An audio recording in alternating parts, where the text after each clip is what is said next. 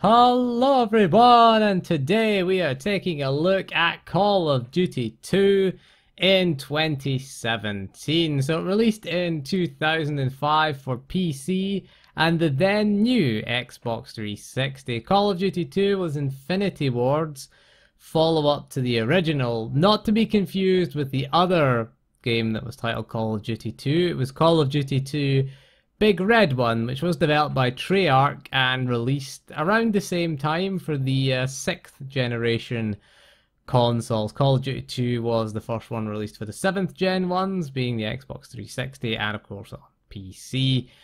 Call of Duty 2 was the first mainline Call of Duty game to be released on consoles, and was one of the best games in the Xbox 360 launch lineup, and thus making the series popular with console players, as the Xbox 360's launch wasn't great. Perfect Dark Zero was a huge disappointment. The Elder Scrolls 4 Oblivion had been delayed into 2006, so Call of Duty 2, you could argue, was in the right place at the right time. Not that it was a bad game, but the other big first-person shooter, Perfect Dark Zero, was a huge disappointment. Again, games that the most anticipated Xbox 360 launch title was Oblivion, and it got delayed until March of 2006. So they say timing is everything in the games industry, and Call of Duty 2 certainly got that right.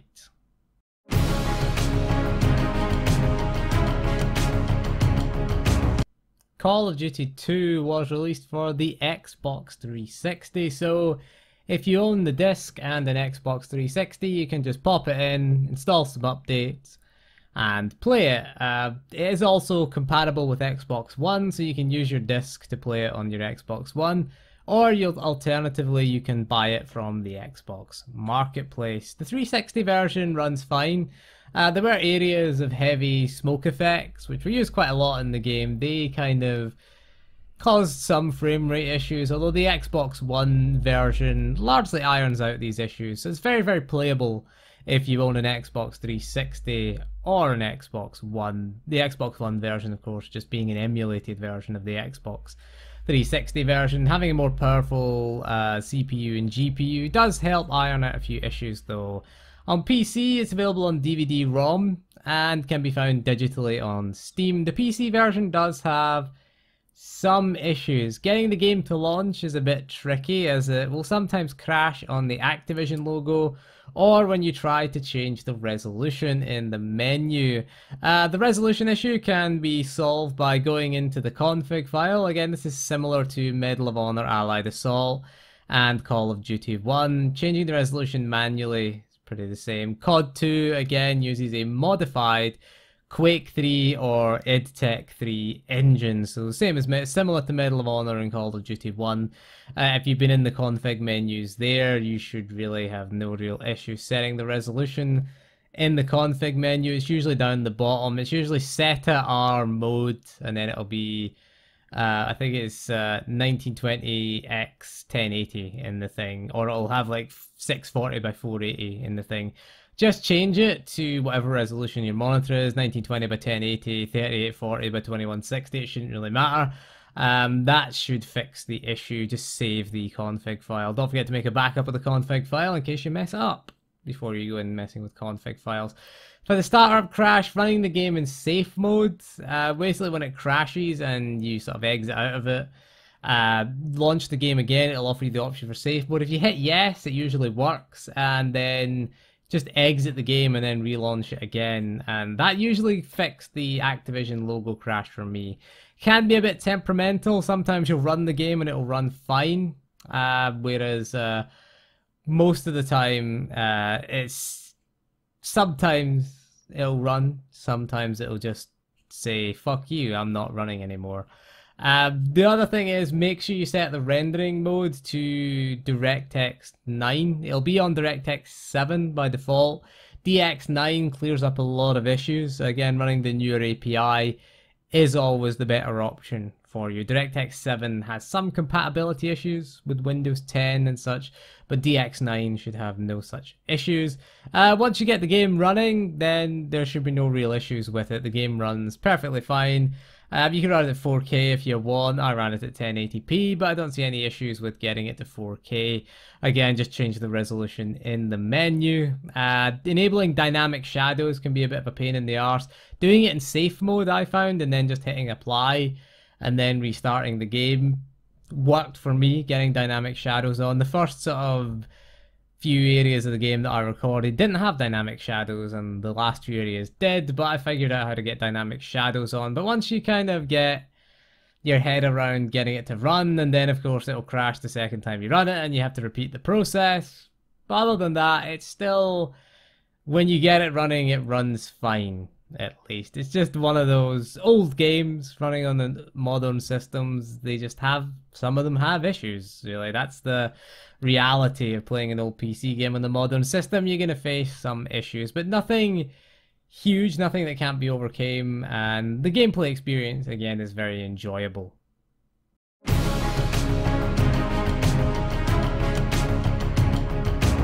Right, so if you want to buy the Xbox 360 version on disc, it will cost you in the UK around £7 to £10. In the US, you're looking at 8 to 12 Trump dollars for that. On the Xbox Live Marketplace, you're looking at $14.99 in the UK and $19.99 US dollars for COD 2. On PC, on DVD-ROM, PC version is only £2 to £5 or $10 to $12 in the US. You can get a limited edition version in the US as well, which again is around sort of $11 to $20 depending on the seller and condition, I guess. You can find the game on Steam as well. It's £14.99 in the UK, or again $20 in the US. Honestly, I would probably go for it on disc, to be honest. Xbox 360 version, if you do buy it on disc, you can play it in your Xbox One, so just go for the disc version because it's cheaper. Steam version, I got the Steam version in the sale. I bought the Call of Duty Classic Collection, which had COD 1, Call of Duty United Offensive, and Call of Duty 2 in it. I think it was like £10 or something for the three of them. So that wasn't too bad. It does get reduced regularly on Steam, so keep your eye out for the Steam sale. The DVD-ROM version is, decent as well. It's easy enough to install. I do own the DVD-ROM version as well. Again, I can't really test it out on this PC because we lack a DVD drive, but I did install it on the Dream Machine, and yes, it does run. It does run. It is easy to install. There's no real issues installing and getting it to run. There's the patches. You want to go and download patches, I guess. Find the latest patch online and pick that up. Obviously, Steam version gives you the latest patched version. But yeah, I would go with the physical version. Is this worth collecting? Yes, it is. If you're collecting early 7th gen games, then yeah, I would say this was one of the best. This was arguably the best launch game for the Xbox 360. So I would pick it up. Again, prices get a bit higher because it is backwards compatible, drives the prices up. If you had bought this, before it had come to backwards compatibility, it'd probably been a lot cheaper on Xbox 360. But again, backwards compatibility just drives those prices up, drives those disc prices up, because you can use the disc for backwards compatible games, which I guess is a good thing. It saves you buying it. It's still cheaper than buying it from the Xbox Live Marketplace, at least.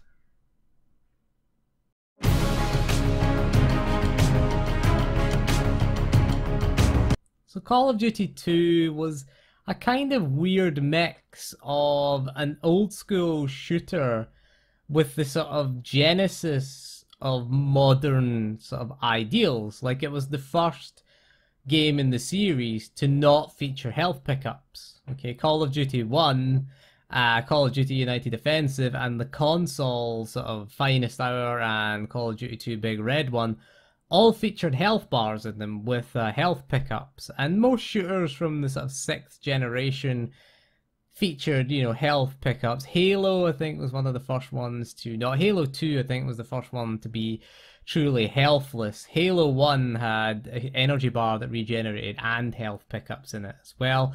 But Call of Duty 2 did tout itself as being the first healthless shooter. I don't think it was. I'd say Halo 2 was. we mentioned earlier. But yeah, this was the game that started the bloody screen whenever you got low health, and again, just taking cover would regenerate your health. It would go on to be the main influence and the main system behind most 7th generation games. As you can see, we saw that with the 7th generation. Call of Duty was a huge influence on the 7th generation, and COD 2 was kind of the beginnings, although we wouldn't really see COD's influence until after Call of Duty 4, but you kind of saw the beginnings of it. A few other changes were made to it to make it more sort of console friendly. You could only carry 2 weapons this time. COD 1 you carry 3 weapons, obviously to make it so you could only map it to 1 button. Obviously they made it just 2 weapons. Again, taking the lead from Halo in that sense. Halo was one of the first games where you could carry only 2 weapons. Most PC games you carry plenty of weapons because you had the number keys, but again, COD 2 had 2 weapons. It did have a dedicated grenade button this time. That sped up grenade launching. In the Xbox 360, it was one of the bumper buttons for a grenade. You didn't have to equip the grenade and then throw it.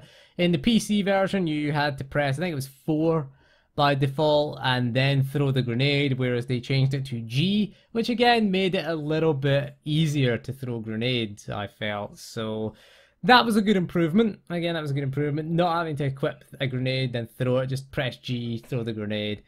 And that was it. And that was, again, a very nice improvement. The other big change was the smoke effects that were added to the game. They had what was called NVIDIA Fog, was another feature that you could enable, which I enabled on my GTX 1070.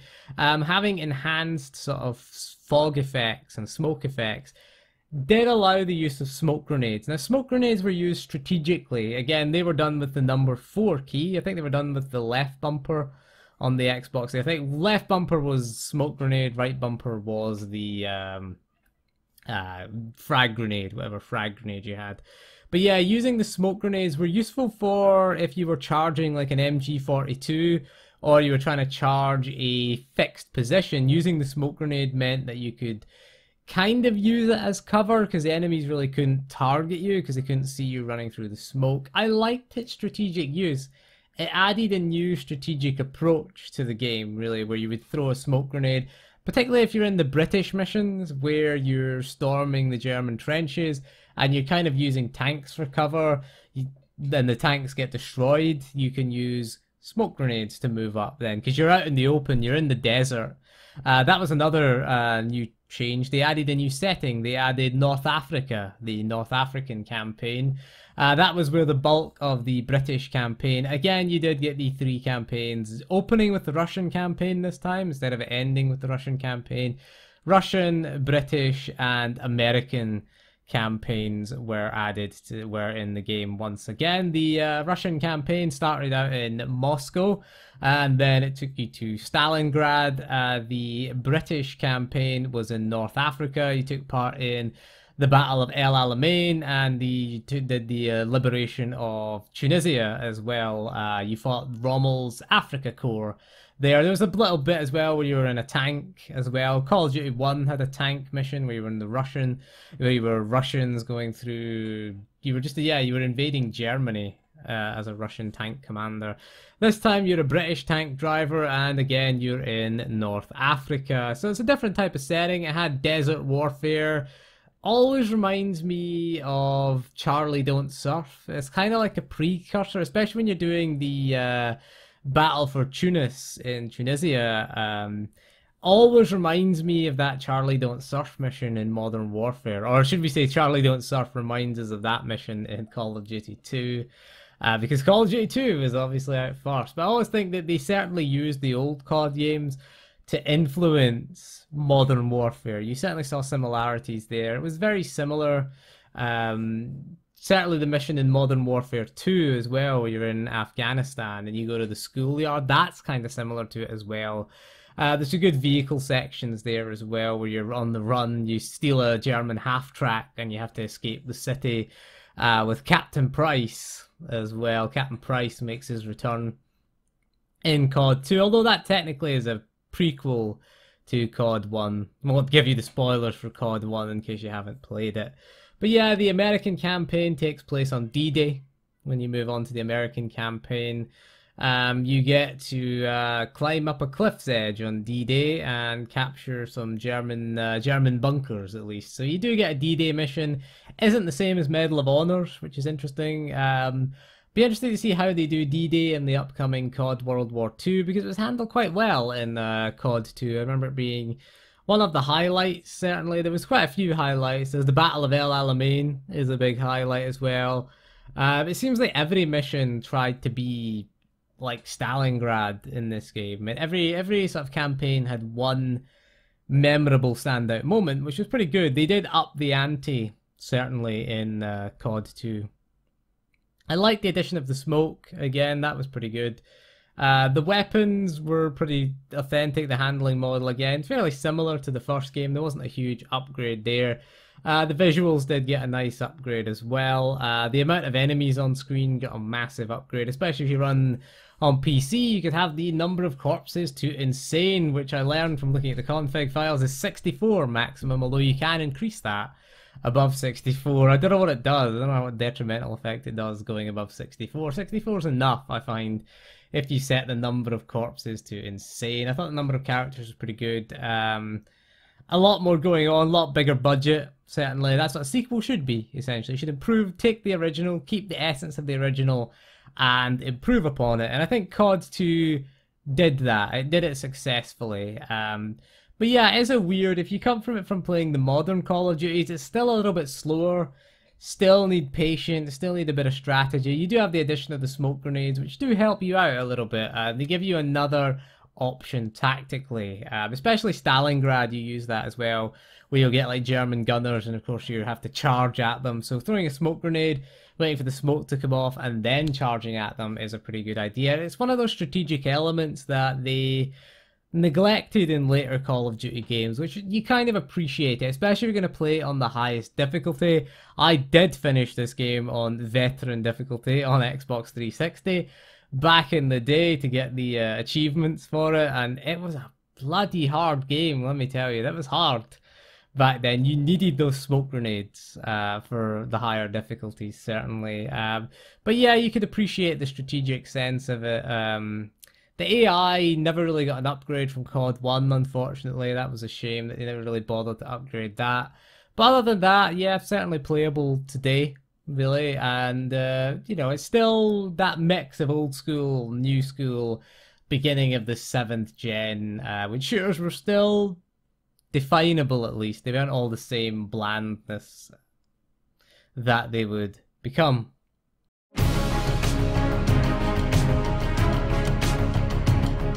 So I would say Call of Duty 2 is my favourite of the Call of Duty games. And yes, I do include the sort of Modern Warfare games in that. It was certainly, I think, the best World War II COD game, without a doubt.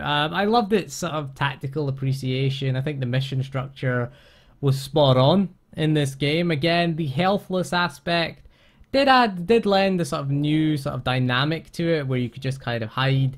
Took away a bit of tension, if you ask me, having just been able to hide and regenerate your health, because again, part of what made COD 1 quite tense was going about with no health, and nothing kind of focused you quite like going around with no health, with low health. It focused your attention, really, whereas when you could just hide and regenerate your health, you were kind of like, yeah, you know what, I'm just gonna, you know, just take it easy here, hide for a bit, and then jump back out. Did spawn the grenade indicators, although you couldn't throw the grenades back, although I think the enemies could throw grenades back at you at least, so that would come in COD 3, at least that would be the next game. And that is the next game we are going to look at, is Treyarch's mainline COD game, and the only mainline Call of Duty game not to be released on PC. We're going to check it out on Xbox One, is what we're going to be playing it on. It's Xbox 360 game, but it is backwards compatible. So we'll check out Call of Duty 3, and we're the codification of the Call of Duty. Is that a word? I'm using the codification word of the Call of Duty franchise began. But anyway, that is all for this video, so thank you for joining me, and we'll see you again soon, and goodbye.